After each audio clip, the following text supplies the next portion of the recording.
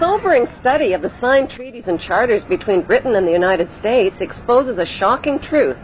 The United States has always been, and still is, a British Crown colony. King James I was famous not for just changing the Bible into the King James Version, but for signing the first Charter of Virginia in 1606. That charter granted America's British forefathers a license to settle and colonize America. The charter also guaranteed that future kings and queens of England would have sovereign authority over all the citizens and colonized land in America stolen from the Indians.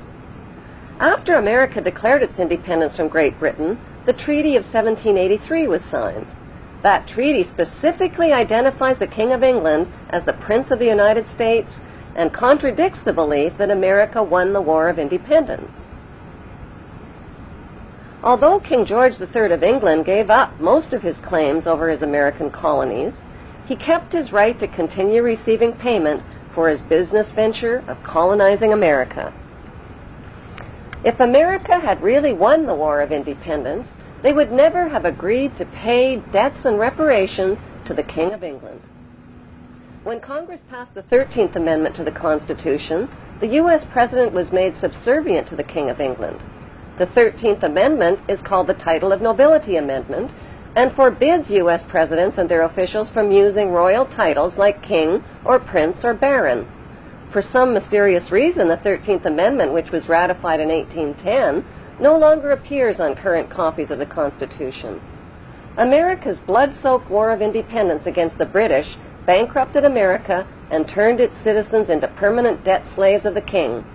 In the War of 1812, the British torched and burned to the ground the White House and all U.S. government buildings and destroyed ratification records of the U.S. Constitution. 1 century later, a corrupt U.S. Congress committed the biggest theft in world history. They passed Paul Warburg's Federal Reserve Act in 1913, handing over America's gold and silver reserves and total control of America's economy to the Rothschild banksters. Most Americans still believe that the Fed, or Federal Reserve, is the government. It is not. The Fed is a privately owned banking system whose majority Class A shareholders are the Rothschilds, Warburgs, Kuhn and Loeb, J.P. Morgan, Rockefeller, Israel Seif, and the Lehman Brothers. This private banking cartel is the Fed and is never audited and never pays taxes. They print and design America's money, which displays their symbols of an Egyptian pyramid, a Masonic all-seeing eye, and the words, "In God we trust." Who exactly is the God they trust? They also collect American taxpayers' money through the IRS. Then they loan it back again with interest to pay for roads, bridges, and other public works.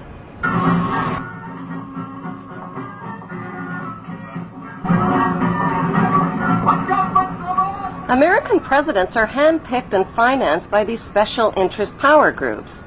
Like George W. Bush, John Forbes Kerry, whose initials are JFK, is a member of Yale University's Skull and Bones Brotherhood.